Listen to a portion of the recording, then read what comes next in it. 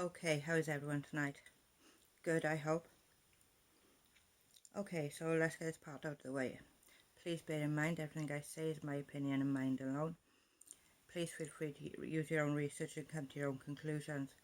Please do not harass or attack anybody mentioned in these videos. Thank you. Okay, so we're kind of back to Katie. When I say back to Katie, I don't actually mean Katie herself, I mean her lawyer. And this guy's dodgy. Like, really dodgy. His name is Michael Brown, as you're probably aware. Let's see what we know about him so far. He is a partner in the firm that he works at. He is apparently and has excellent writing skills.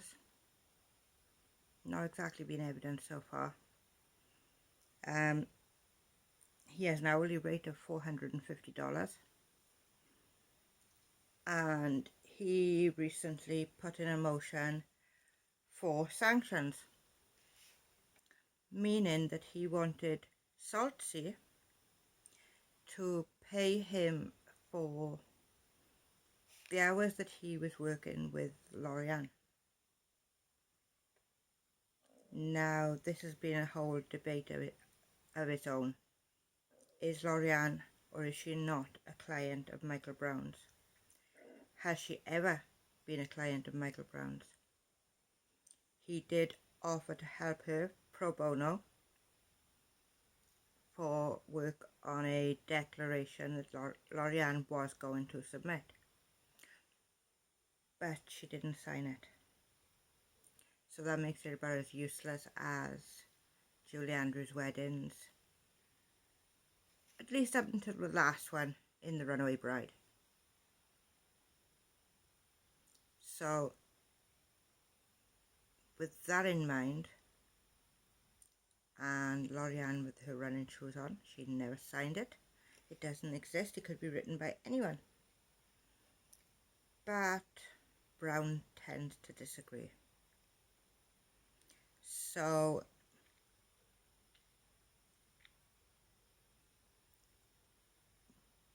where do they lay with that? But then a day or two later, he put in another motion to speed up the response of the motion for sanctions. And the judge said, no, not happening, abolished. Was already abolished in 2012. Now, this seems to be an ongoing problem with Mr. Brown. He doesn't seem to know his state rules, because apparently every state has different rules, which is interesting to know. So he broke more than one rule. He went over the page line limit. I think he totally just ignores the page limit. He just doesn't have any intentions of sticking to the rules. And then he's asking for this. But then, only another day or two after, there is another declaration put in, claiming that he may not be able to stay on the case because he had a client and attorney relationship with Lori-Ann. Now, this is where it all gets confusing, because not even Brown seems to understand where he lays on this. And the only one who could really confirm this is Brown, because only him and Lori-Ann would know whether they had a attorney-client relationship. I wasn't there. Salts wasn't there. Even Emily Baker wasn't there, so they don't know. So we can't even help by answering for him.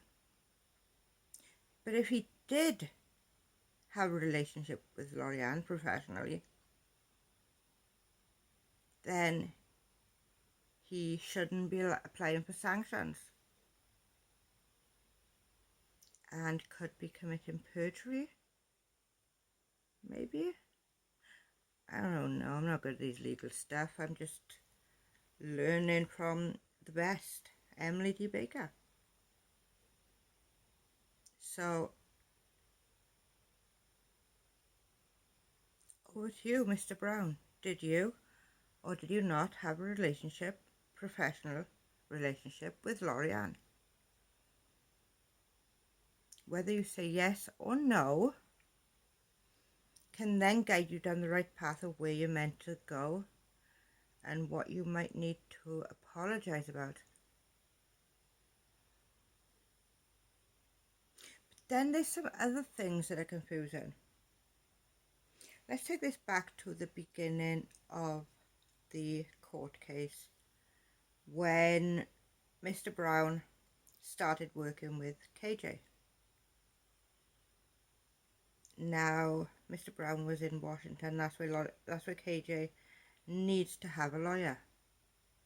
There's no point having a lawyer in Minnesota for work that needs to be done in Washington. And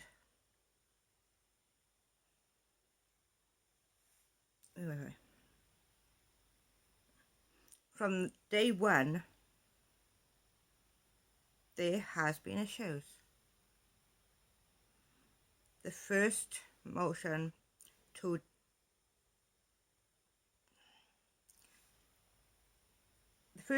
put in was written so poorly that Katie could have written it. But then again, it was that bad. I would have expected an 8-year-old to have written it. But then again, he might have done a better job. In all fairness, he is 8, and 8-year-olds these days are really tech savvy. And they know how to make things look good.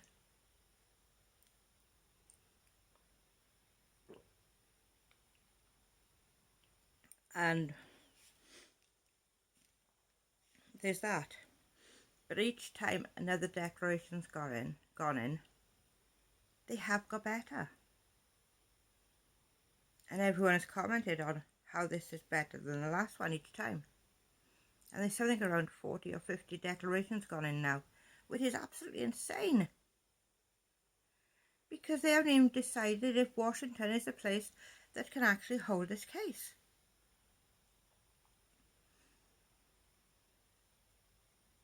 And I feel like there may be 2 different lawyers. Maybe. It may sound a bit far-fetched. But could there be a possibility that Brown is a twin? Now, after meeting Katie, then went on to decide that the less qualified twin takes control of this case. Wrapping up more and more money for Katie to pay, or whoever's paying it, because we don't even know that really, do we? And Katie's just going along saying, yep, okay, yes, do that, yes, do that, yes, do that, because she doesn't have a clue. And if he was telling us something wrong, would she actually know? And by the way the papers get better each week, is the twin then asking Brown, the actual Brown, for a little more advice on each paper that gets filed? Because when they hear the feedback from the new papers that have gone in, is the twin then saying to Brown, well, I got this wrong last time, this wrong last time. How can I make it look more professional? But it's absolutely bonkers. And with him arguing, yes, she was my client, yes, she is my client, no, she wasn't, no, she's not. No, she's never been my client. Yes, she was my client, but she dropped me. Yes, she was my client, but I dropped her. No, she was not a client, and neither of us did any work at all together. But it feels like whatever the answer is now, there's going to be perjury involved, which is absolutely insane.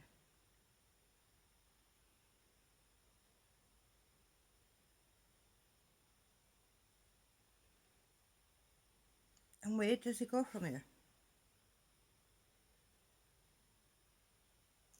If Brown does manage to stay on the case and Lori-Ann does become a witness, will he then be able to cross-examine her?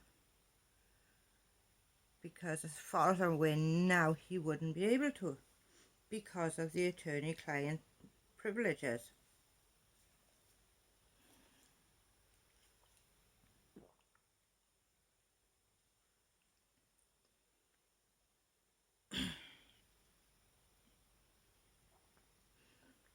And to me it just feels like, do you know what it feels like on times? The way the bickering goes back and forth from Brown to Salty, Salty to Brown. You'd almost swear they were in school together. And maybe one of them was the bully and the other was the bullied. And now, whichever one it was is trying to get back at the bully.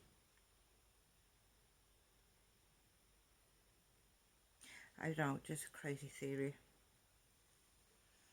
But something's going down between them because they're bickering like two little girls.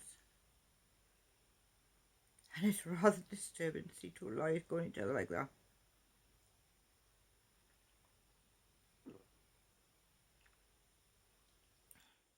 Considering they're both supposed to be working for their own clients. So in a professional case, they should be trying to get this sorted out together. I would assume the quicker you can get it sorted out for your own clients, the better it is for them.